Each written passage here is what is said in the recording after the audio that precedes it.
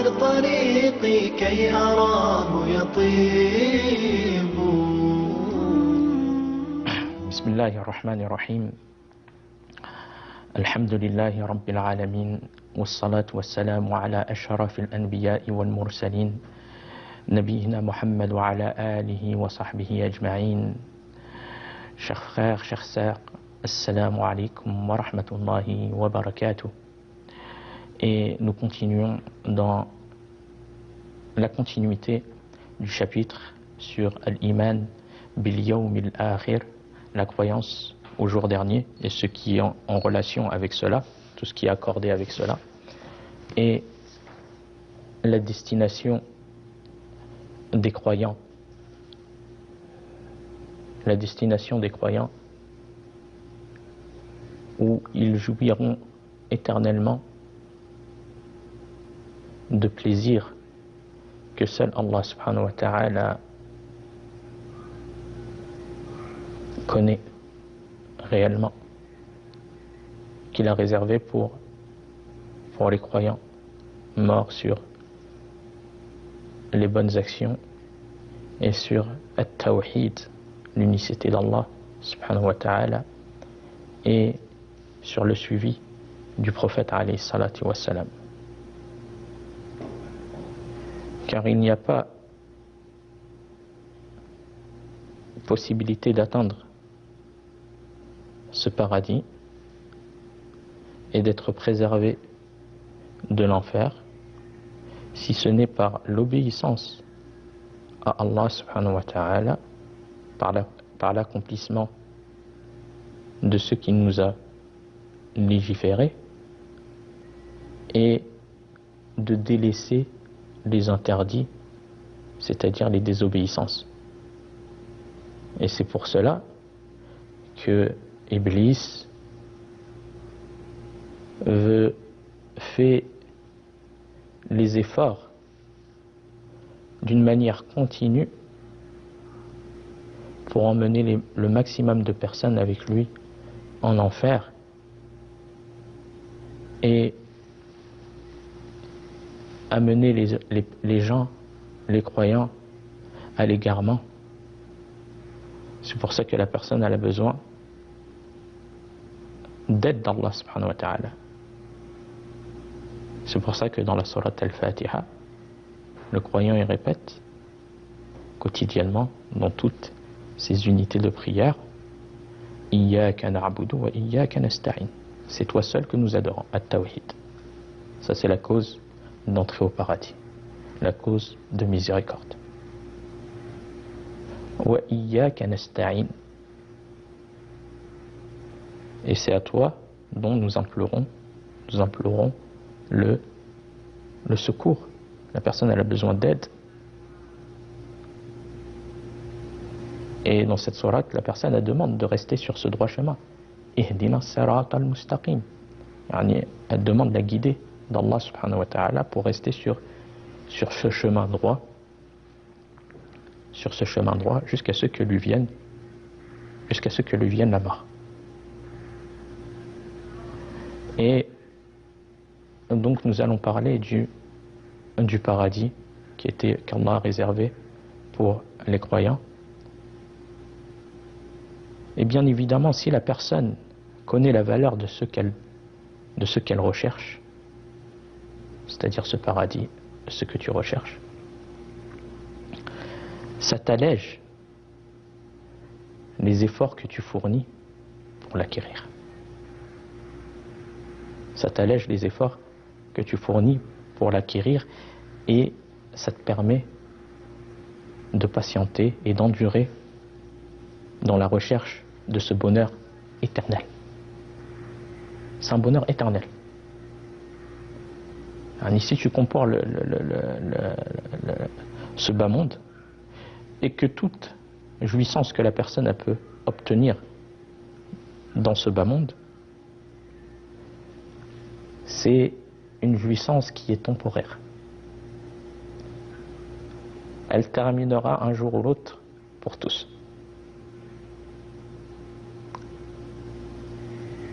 Mais celui qui a joui de ce qu'Allah lui a donné comme bienfait dans la désobéissance d'Allah subhanahu wa ta'ala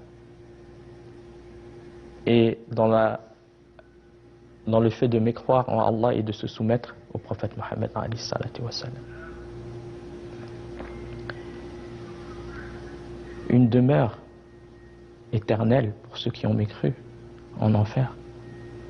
Donc qu'est-ce que toutes les jouissances et tous les plaisirs qui ont été utilisés dans la désobéissance d'Allah subhanahu wa ta'ala. Donc le croyant doit prendre garde à la désobéissance et doit fournir les efforts possibles afin d'obtenir ce paradis éternel. C'est pour ça qu'il a été rapporté dans un hadith que l'imam Muslim a rapporté, qui donne une comparaison, qui amène à voir la jouissance dans ce bas monde qui est temporaire, et si elle est faite dans la désobéissance d'Allah et dans la mécréance d'Allah subhanahu wa ta'ala, pour séjourner éternellement en enfer, comme nous l'avons décrit dans les cours précédents, la description terrible et atroce, les souffrances atroces de cet enfer. Et aussi une comparaison que vous allez voir dans ce hadith, où une personne qui a vécu de manière difficile dans ce bas monde, qui a été touchée de la misère ou de certaines souffrances de ce bas monde, la pauvreté et autres, mais qui a vécu croyant et sur le tawhid, le suivi du prophète Mohammed alayhi salatu wa salam, et le fait de jouir, et ça ce sont certaines souffrances où la personne a patienté, qui sont temporaires, et de jouir éternellement d'un paradis éternel qu'Allah a réservé pour les croyants, en demandant à Allah qu'il fasse qu'on soit parmi les gens du paradis. L'imam Muslim a rapporté que le prophète alayhi salatu wa salam a dit: on emmènera au jour de la résurrection le plus heureux, regardez, le plus heureux des hommes du bas monde. Le plus heureux des hommes du bas monde. Il avait toutes les jouissances qui lui permettaient d'être heureux. Destiné à l'enfer, elles lui ont pas été utiles. Elles lui ont pas été utiles. C'est bien acquéri. Car il est destiné à l'enfer. Et on le plongera dans l'enfer. On plongera cette personne qui était heureuse dans ce bas monde, on le plongera dans l'enfer d'une plongée, une seule plongée. Ensuite on dira: ô fils d'Adam, n'avais-tu jamais vu de bien? N'avais-tu jamais vu de délices? Qu'est-ce qu'il répondra? Non, par Allah. Il a tout oublié du fait d'avoir été plongé dans l'enfer. Non, par Allah, ô mon Seigneur. Tout est parti, tout est terminé. Et il est dans une vie réelle, éternelle. Et on emmènera le plus misérable, comme il est venu dans le hadith qui a été rapporté par l'imam Muslim, authentique. Et on emmènera le plus misérable des hommes du bas monde.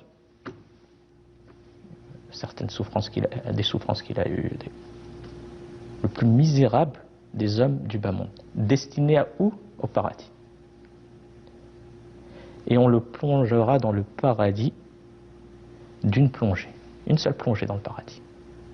Puis après on lui dira: n'avais-tu jamais vu une misère? Parce qu'il vivait misérablement sur terre. N'avais-tu jamais vu un malheur? Il avait des malheurs qui l'ont touché sur terre. Il dira: non, par Allah, ô mon Seigneur, je n'ai jamais vu de misère. Tout a été oublié par cette plongée. Une seule plongée dans le paradis. On demande à Allah subhanahu wa ta'ala qu'il nous fasse parmi les gens du paradis.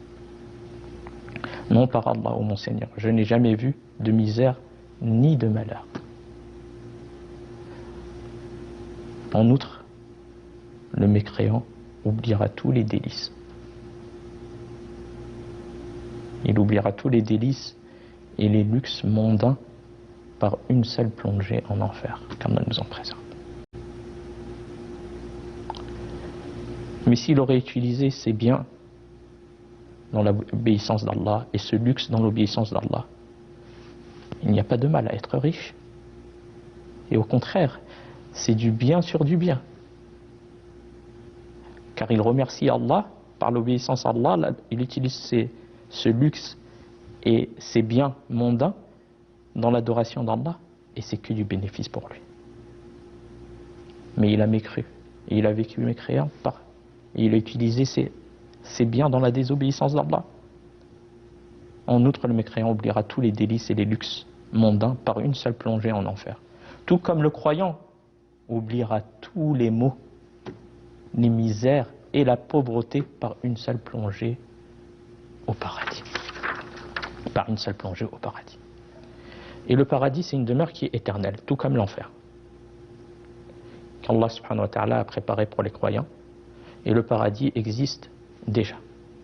Allah subhanahu wa ta'ala, il dit concernant ce paradis et le fait d'encourager les croyants à œuvrer, car c'est la demeure où les gens doivent se concurrencer.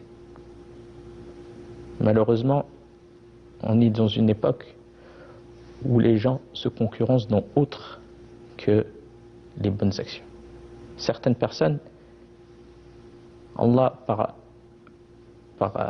at-tawfiq min Allah, Allah il leur a donné réussite et les a guidés à cela, ils s'empressent dans toutes sortes de bonnes actions. Aumône, la personne elle est là. Lecture du Coran, la personne elle est là. Elle a une part.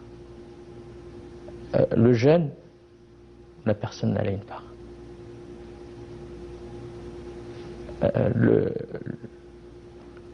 Les prières obligatoires et surérogatoires, et le fait de s'empresser à ne pas délaisser ses prières, bien au contraire à être à l'heure et au rendez-vous à ses prières, la personne a une part dans cela. Et donc, certaines personnes sont des exemples, sont des causes de bonne fréquentation et qui te poussent à concurrencer dans les bonnes actions. Mais certaines personnes concurrencent dans les affaires de la vie mondaine qui prendra un terme un jour ou un autre. Mais ce qui restera avec la personne dans sa tombe, ce sont ses œuvres, ses bonnes actions, ainsi que ses mauvaises actions. Allah Azza wa Jalla dit وَسَارِعُوا إِلَى مَغْفِرَةٍ مِّن رَّبِّكُمْ وَجَنَّةٍ عَرْضُهَا السَّمَاوَاتُ وَالْأَرْضُ أُعِدَّتْ لِلْمُتَّقِينَ. Et empressez-vous de vous rapprocher d'Allah par l'accomplissement des bonnes actions, afin d'obtenir un immense pardon de la part de votre Seigneur et d'entrer dans un paradis aussi vaste, un paradis qui a été défini comme étant vaste, aussi vaste que les cieux et la terre. Celui-ci a été préparé pour les pieux. Personnes qui étaient pieuses, personnes qui œuvraient dans le bien. Et Allah subhanahu wa ta'ala, il dit également dans un autre verset qui décrit le paradis: وَالَّذِينَ آمَنُوا وَعَمِلُوا الصَّالِحَاتِ سَنُدْخِلُهُمْ جَنَّاتٍ تَجْرِي مِنْ تَحْتِهَا الْأَنْهَارُ خَالِدِينَ فِيهَا أَبَدًا. Quant à ceux qui ont cru et accompli des bonnes œuvres, nous les ferons bientôt entrer dans des jardins extraordinaires sous lesquels coulent des ruisseaux. Ils y vivront pour, regardez, abada, pour l'éternité. C'est quelque chose le paradis, c'est une demeure éternelle. Et une chose importante à savoir au sujet du paradis, c'est que la personne, elle ne doit pas se vanter ou être pris, ou que l'orgueil, ou qu'elle pense que de sa propre force ou autre qu'elle obtiendra la miséricorde d'Allah et l'entrée au paradis qui est vaste comme les cieux et la terre. Non. Il n'y a personne qui rentrera au paradis si ce n'est par la miséricorde d'Allah. Et ça pousse la personne à rester humble. À rester humble et de remercier Allah dans ce qui lui a été facilité comme bonne action. Mais les actions, ce sont une cause. Les actions, ce sont une cause d'entrer au paradis. C'est pour ça que Allah subhanahu wa ta'ala, il a juré dans une sourate qui regroupe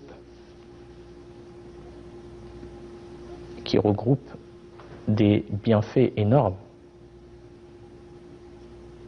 Allah il dit wal asr, Allah il a juré par le temps. Innal insana lafi khusr. Innal insana lafi khusr. Que l'homme est certes en perdition, l'humanité elle est perdue. Illa, sauf qui sont ceux qui ne sont pas perdus. Alladhina amanu. Ils ont cru. Une croyance authentique, une croyance correcte, une croyance véridique, une croyance ferme. Mais est-ce que ça suffit de croire? Comme certains pourront dire que juste le fait que je crois ou la foi est dans le cœur et c'est terminé. Non. Continue le reste du verset. On cru, illa alladhina amanu, sauf ceux qui ont cru, wa aminu salihat, et accomplissent des bonnes œuvres. Donc, le fait de joindre la croyance avec les bonnes actions. Wa tawasaw bil haqq, ils se sont enjoints mutuellement à la vérité, le fait d'appeler les gens. Ne pense pas qu'à toi-même. Si tu as appris quelque chose ou tu as compris quelque chose, tu veux le bien pour autrui, même si cette personne n'est pas musulmane. Transmets-lui le message.